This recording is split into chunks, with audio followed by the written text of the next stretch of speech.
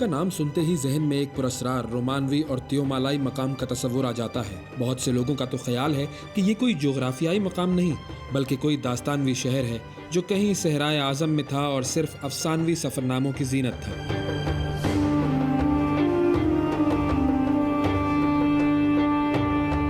حقیقت یہ ہے کہ ٹمبکٹو افریقی ملک مالی میں پتھر اور گارے سے بنی عمارتوں کا ایک شہر ہے جہاں ہماری اور آپ ہی کی طرح انسان رہتے ہیں۔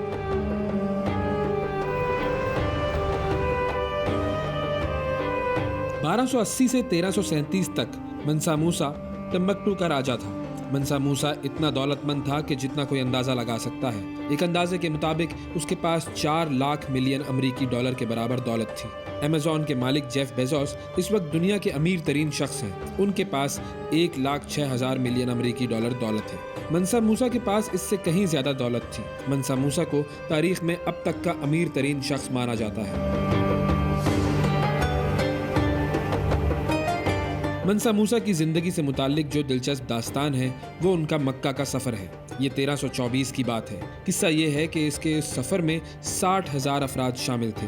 100 اونٹوں پر مشتمل کاروان جن میں سے ہر ایک اونٹ پر تقریباً 300 پاؤنڈ سونا لدا ہوا تھا۔ نائجیریا، موریتانیہ، الجزائر، قاہرہ اور مدینہ سے ہوتا ہوا مکہ پہنچا۔ یہ لوگ جہاں سے گزرتے وہاں اس کے کاروان کا دیدار کرنے والے افراد کے درمیان سونا تقسیم کیا جاتا۔ مورخین اور اقتصاد دانوں کا ماننا ہے کہ اس کے سفر مکہ نے دنیا کی معیشت کو یکسر بدل کر رکھ دیا۔ موسیٰ نے وہاں سے بہت زیادہ سامان خریدا جس سے مہنگائی بڑھ گئی اور دنیا میں سونے کی گردش میں اضافہ ہوا۔ کیا آپ تصور کر سکتے ہیں کہ کسی کے پاس اتنی دولت ہو جس سے دنیا کا اقتصادی نظام بدل کر رہ جائے؟ کہا جاتا ہے کہ منسا موسا ہر جمعے ٹمبکٹو میں ایک نئی مسجد تعمیر کراتا تھا۔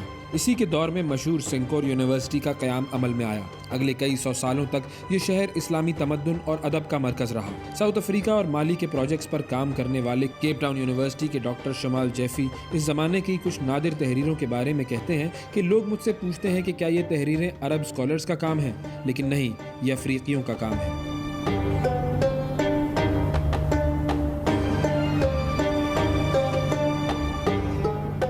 ٹمبکٹو اس زمانے میں سونے اور نمک کی تجارت کا مرکز تھا۔ منسا موسا بھی سونے اور نمک کے کاروبار سے وابستہ تھا۔ آج کا ٹمبکٹو اتنا امیر نہیں اور نہ ہی وہاں وہ چہل پہل ہے جو کسی زمانے میں ہوا کرتی تھی۔ ٹمبکٹو میں 3 بڑی مساجد، جامع مسجد، سیدی یحییٰ مسجد، سنکورے مسجد، دنیا کی قدیم ترین مساجد میں شمار ہوتی ہیں۔ ان کی مسلسل مرمت ہوتی رہتی ہے اور انہیں ریت سے محفوظ رکھا جاتا ہے۔ مسجد جینے یعنی گریٹ ماسک آف جینے کچی اینٹوں سے تعمیر کردہ دنیا کی سب سے بڑی عمارت ہے جو مالی کے شہر جینے میں قائم ہے۔ اس مقام پر پہلی مسجد 13ویں صدی میں قائم کی گئی تھی، جبکہ موجودہ تعمیر 1907 سے موجود ہے۔ سال بھر کی موسمیاتی تبدیلیوں سے مسجد کو پہنچنے والے نقصان کی مرمت کے لیے ایک سالانہ تہوار منعقد کیا جاتا ہے۔ اس تہوار میں کئی روز سے تیار کیا گیا گارا مسجد کی دیواروں پر لیپ دیا جاتا ہے۔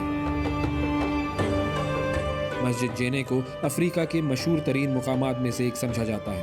1988 میں اسے ورلڈ ہیریٹیج سائٹ میں شامل کیا گیا۔ مالی مغربی افریقہ کا خشکی سے محصور ملک ہے جس کی سرحدیں شمال میں الجزائر، مغرب میں نائجر، جنوب میں برکینا فاسو، آئیوری کوسٹ، گنی اور جنوب مغرب میں سینیگال اور موریتانیہ سے ملتی ہیں۔ شمال میں ایک سیدھی لکیر صحرائے اعظم صحارا پر مشتمل ہے۔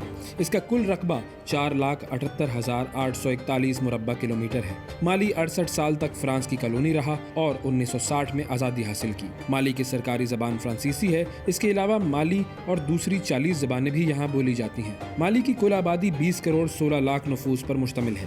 98% آبادی مسلمان ہے۔ بماکو مالی کا دارالحکومت ہے۔ بمبارا زبان میں مالی کا مطلب دریائی گھوڑا ہے۔ مالی کے ڈوگون قبائل 60 سالوں میں ایک بار سیگوئی فیسٹیول مناتے ہیں۔ یہ دنیا میں سب سے طویل مذہبی تہوار ہے جسے Guinness book of world records میں شامل کیا گیا ہے۔ ایک دور میں مالی دنیا کا امیر ترین ملک تھا اور اس کی سرحدیں مراکش تک پھیلی ہوئی تھیں۔ اب مالی دنیا کے غریب ترین ممالک میں سے ایک ہے جہاں کی آدھی آبادی غربت کی لکیر سے نیچے زندگی گزار رہی ہے۔